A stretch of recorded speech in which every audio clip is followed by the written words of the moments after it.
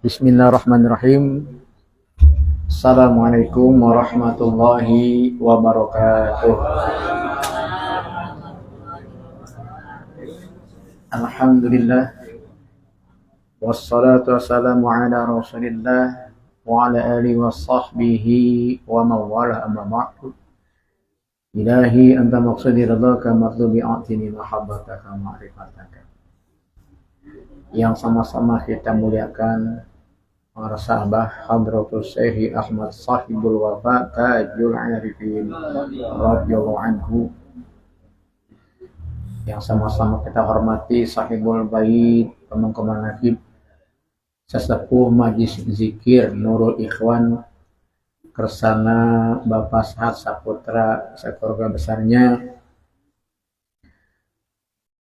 yang saya hormati rekan-rekan mubalighoh daiyah thariqah qadiriyah naqsabandiyah pondok pesantren Suryadaya, wabil khusus kersana akhinan kiram Haji Toras Zainuddin Nasution LC, rekan-rekan pengurus LTKN yang hadir pada malam hari ini dari Kecamatan Taman Sari, dari Kecamatan Ciomas dan Bogor Selatan, pengurus Ibu Bella dan GMPS, sesepuh Khotaman dan Manakuban rahimakumullah. Jam 9.56 malam ya Bu, karena dua penceramah langsung salam akhir aja lah, beres ini saya. Insya Allah yang panjang lebar nanti yang kedua. Yang menarik, saya dapat kitab dari Api Aden, Meser ini menang. Dapat kitab dari Api Aden, itu judul kitabnya Zikrul Mafakhir fi Zikri Zuriyati Sayyidi Abdul Qadir Rasul. Dan itu saya kasih stabilo karena ini saya anggap sangat menarik. Di mana di situ termaktub waqala Syekh aqrabut turuqi ilallah, jalan yang paling dekat menuju Allah, jalan pintas sampai ke Allah. Luzumu qanunil ubudiyati wal istimsaku bi urwatis syariatil islamiyati. Yang menjadi jalan pintas kita sampai ke Allah itu dua. Yang pertama, patuh terhadap aturan-aturan ubudiyah. Yang kedua, al-istimsaku, berpegang teguh bi'urwati, dengan tali syariatil islamiyah, dengan syariat Islam. Hanya itu jalan pintas kita sampai kepada Allah. Di bawahnya itu ada yang lebih penting lagi, dan ini unik kalimatnya, yaitu as-syari'atul mutahharatu al-imanu. Jadi tiga ini alif lam ma'rifahnya. Yang saya terjemahkan, syariat yang mampu mensucikan iman. Apa Bu? Syariat yang mampu untuk mensucikan iman, membersihkan iman. Ta'irun ghaibiyun min ufukin, itu diibaratkan dalam kitab ini ta'ir. Apa ta'ir itu? Burung. Goibiyun yang tidak tampak, min ufukin dari cakrawala, kharajat min akfasis suduri, yang ketika burung ini masuk ke dalam dada itu, dia akan keluar kembali dari akfas. Apa itu akfas? Itu sangkar.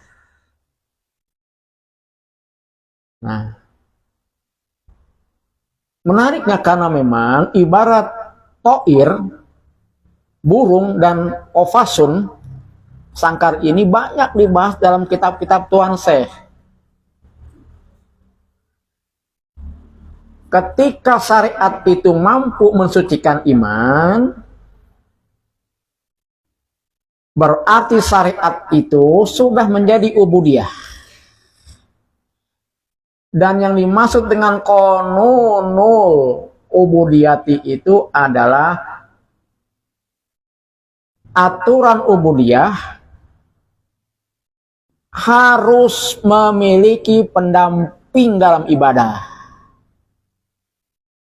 Jadi ketika kita ibadah, apapun ibadah kita, mau sholat, puasa, wirid, zikir, apapun ibadah kita, ketika itu sudah punya pendamping, maka ibadah kita naik kepada yang namanya ubudiyah. Kita sudah punya pendamping belum, Bu? Sudah, mursyid. Ketika kita ibadah dan kita sudah punya guru mursyid, maka ibadah kita sudah bergeser kepada apa yang disebut dengan ubudiyah. Dan ketika kita sudah sampai kepada yang namanya ubudiyah itu, maka syariat itu menjadi mutahharatul iman, yaitu syariat yang bisa mensucikan iman. Dan ketika itu syariat itu sudah mampu untuk mensucikan iman, maka diibaratkan burung yang masuk ke dalam dada, yang goib, yang tidak kelihatan, goibiyun, tidak kelihatan, dan itu lepas lagi burung itu. Lepas lagi burung itu. Jadi ketika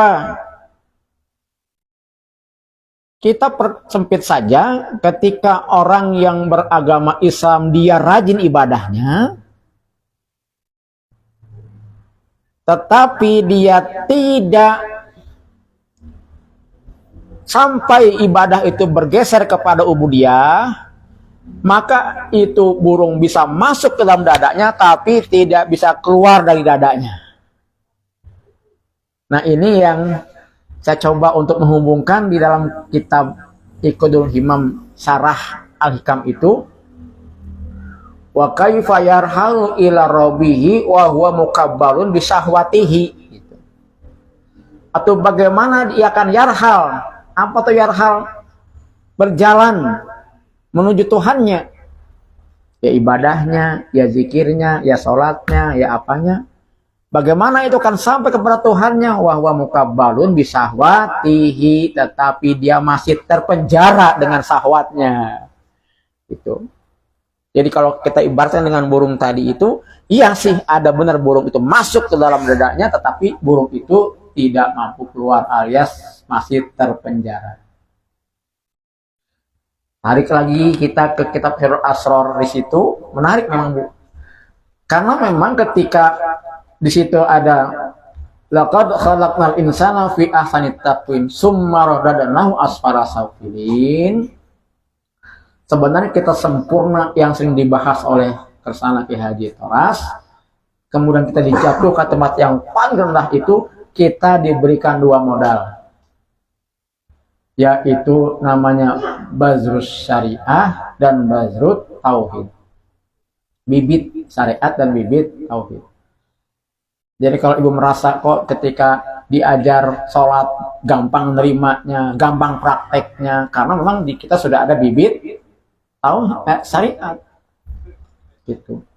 Diajar ini baca Quran dari nggak bisa jadi bisa, karena memang itu ada bibit syariat. Bahkan ada orang barat, Bu, yang baca Quran yang lebih fasih daripada kita. Karena memang manusia itu Allah berikan bibit syariat.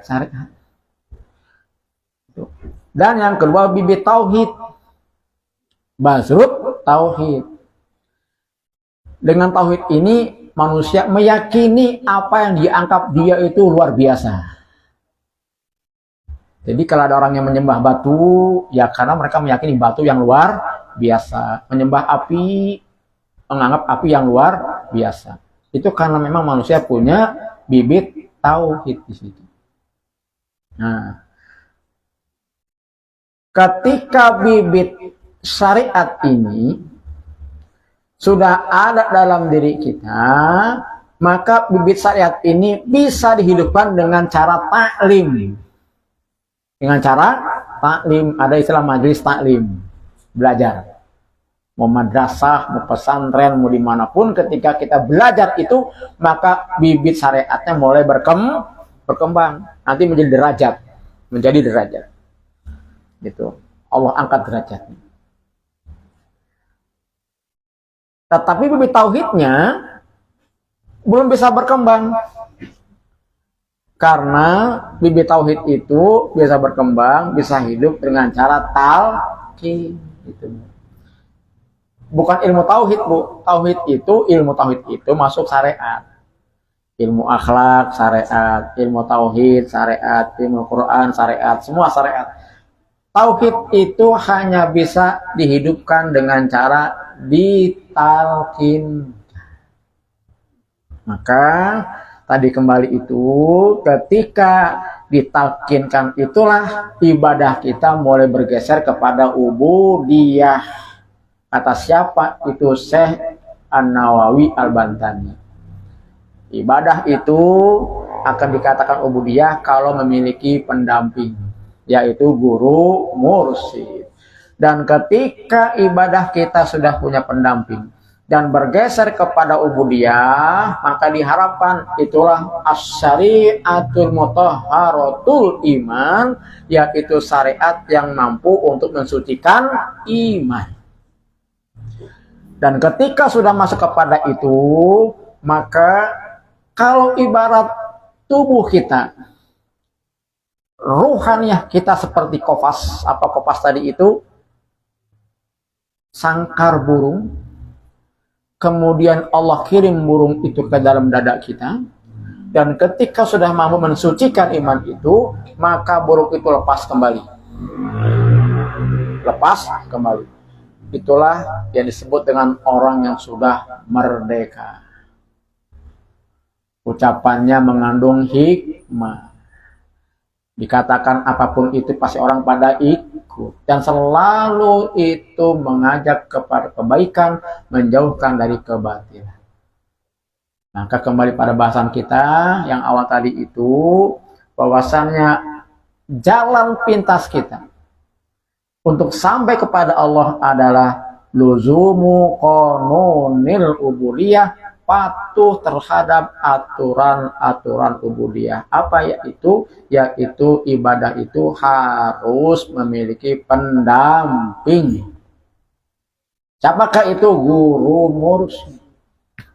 Itu sudah satu cara agar ibadah kita itu sampai kepada Allah.